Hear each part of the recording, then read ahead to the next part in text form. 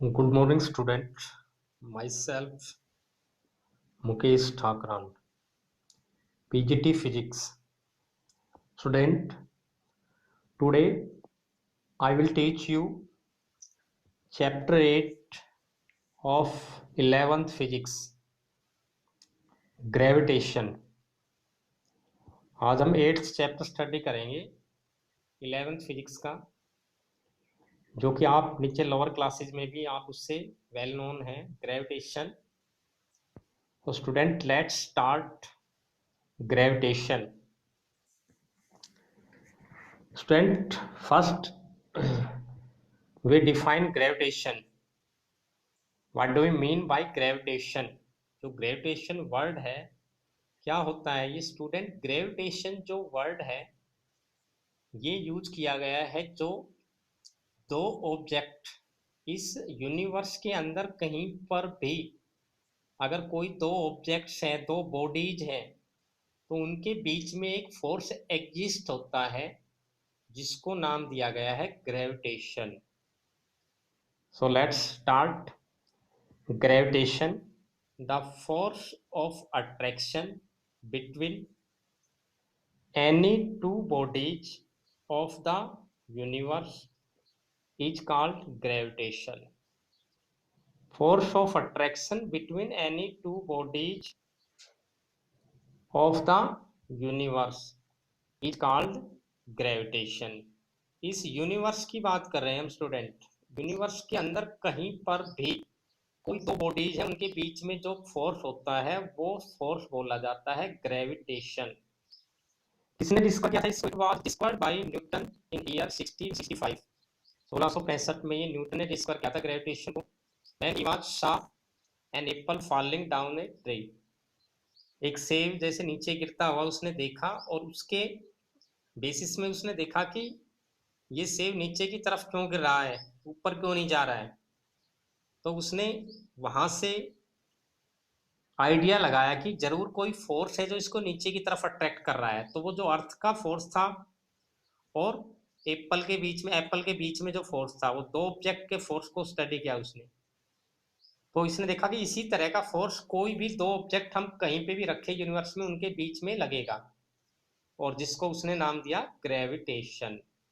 तो gravitation word means the attraction force between any two body anywhere in the universe. Universe के अंदर कहीं पे भी दो बॉडी के बीच में जो अट्रैक्शन फोर्स होता है, it is known as gravitation.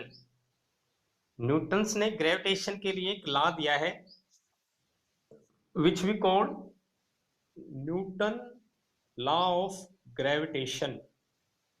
क्या होता है न्यूटन्स लॉ ऑफ ग्रेविटेशन में? Student, Newton's law of gravitation के अकॉर्डिंग न्यूटन्स ने जो दो ऑब्जेक्ट्स के बीच में ग्रेविटेशनल फोर्स था उसकी वैल्यू को डिटरमाइन किया है. क्या है देखिए कैसे. According to this law, every body in this universe attract every other body with a force which is directly proportional to the product of their masses and inversely proportional to the square of distance between them. Newton's law of gravitation के अकॉर्डिंग कोई भी एक body है universe के अंदर, every body in this universe attract every other body, वो हर दूसरी बॉडी को अट्रैक्ट करती है विद ए फोर्स, एक फोर्स के द्वारा, which is directly proportional to the product of their masses.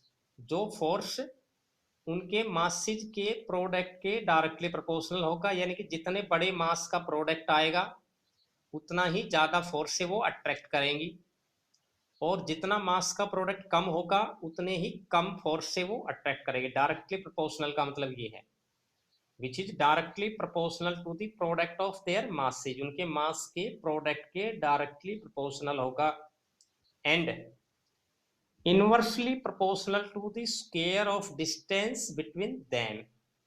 उनके बीच का जो डिस्टेंस है, दूरी है तो दो बॉडी के बीच की, उसके इनवर्सली प्रोपोर्शनल होगा।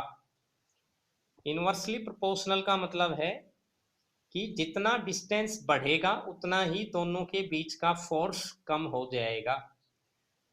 तो ये लॉ इसने दिया, इसको हमने नाम दिया है Newton's law of gravitation.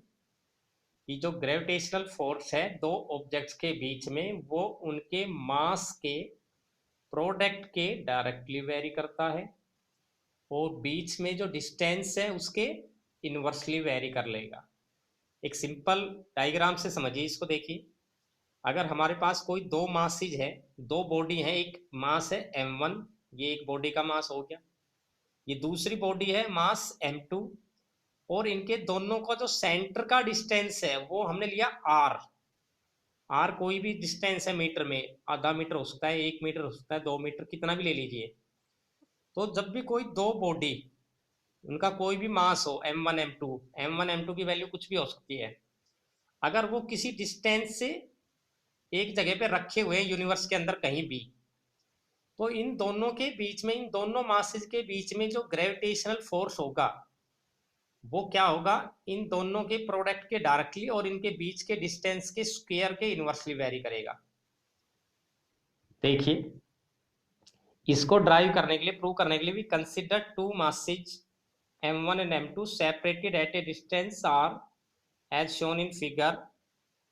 Now student, then gravitational force of attraction between them is given according to Newton's law of gravitation. तो इनका जो gravitational force of attraction है इन दोनों मासेस के बीच में, वो कितना होगा न्यूटन्स लॉ ऑफ ग्रेविटेशन के according, it is given by, ये है हमने जो स्टेटमेंट पढ़ी है उसका मतलब ये है सिंपल वे में, F directly proportional to product of their masses, inversely proportional to square of distance between them।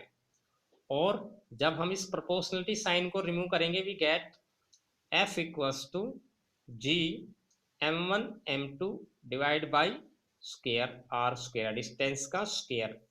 जब हम प्रोपोर्शनलिटी साइन को हटा के इसको इक्वल करेंगे तो यहाँ पे एक कांस्टेंट प्रोड्यूस होगा G, capital G, where capital G is called universal gravitational constant।